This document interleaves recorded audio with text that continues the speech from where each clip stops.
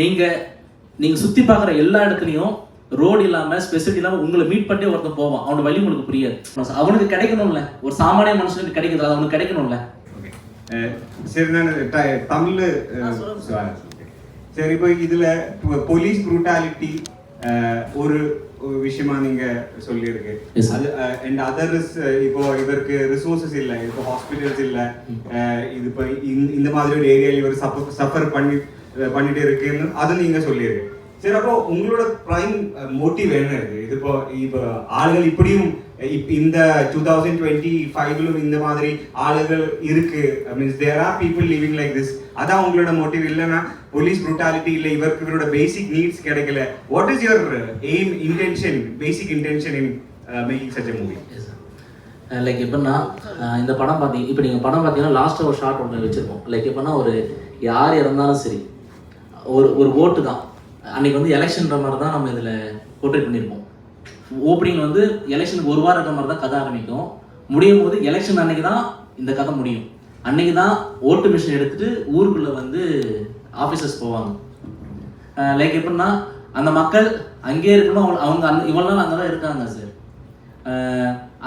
அவங்க ration card வச்சுருக்காங்க, current bill கட்டுறாங்க, கேஸ் பில் இருக்குது, எல்லாமே இருக்குது. அவங்களும் ஓட்டு போடுறாங்க. அவங்கள தேடி எந்த ஒரு வாழ்வாதாரமும் போகல. ஆனால் ஓட்டு மிஷின் மட்டும் போகுது 5 வருஷத்துக்கு ஒரு டைம். பேசிக் நீட் எனக்கு கிடைக்கிறது அவனுக்கும் கிடைக்கணும். அதுதான் சார் மோட்டிவ். இப்போ நான் எனக்கு பசிச்சுன்னா நான் வெளியே போயிட்டு தான் சாப்பிட முடியும். அவன் பசிச்சா கூட ஆசைப்பட்டா கூட சாப்பிட்றதுக்கு 7 கிலோமீட்டர் நடந்து போன்றதான் நிதர்சனமான உண்மை. அந்த ஒரு விஷயத்தை நம்ம போர்ட்ரேட் பண்ணோம் சார். அவனுக்கு கிடைக்கணும்ல, ஒரு சாமானிய மனுஷனுக்கு கிடைக்குது, அது அவனுக்கு கிடைக்கணும்ல. அதான் நான் போர்ட்ரேட் பண்ண விரும்புகிறேன் சார்.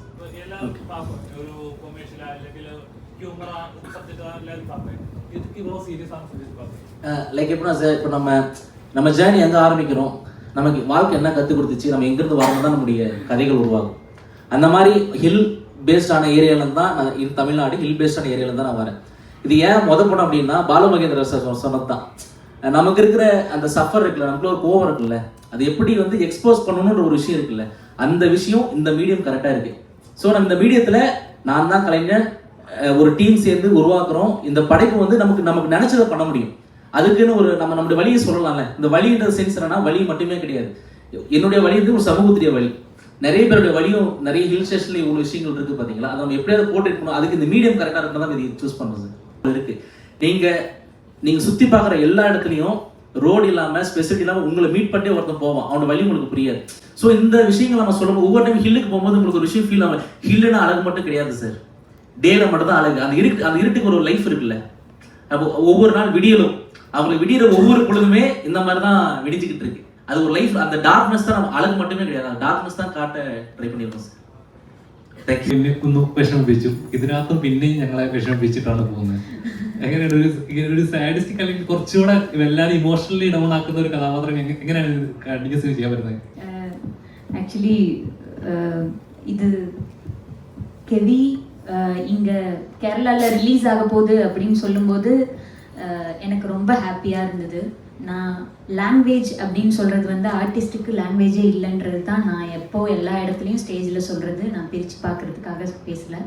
பட் எனக்கு பர்சனலாக இங்கே ஸ்டோரிக்கு ஒரு ஒரு ஒரு ஒரு இம்பார்ட்டண்ட் வந்து எப்போவுமே இண்டஸ்ட்ரி வைஸாக வந்து நம்ம வந்து பார்க்கும்போது மலையாளமில் ஸ்டோரி பேஸ்டாக லைக் எல்லாருமே அதுக்கு வந்து ஒரு ஒரு ரெஸ்பான்சிபிள் எடுத்து அதை வந்து வேல்யூ பண்ணுவாங்க அப்படின்றது எனக்கு எப்போவுமே இங்கே அது ஒரு பெரிய ஒரு தனி ஒரு மரியாதை இருக்குது, ரெஸ்பெக்ட் இருக்குது.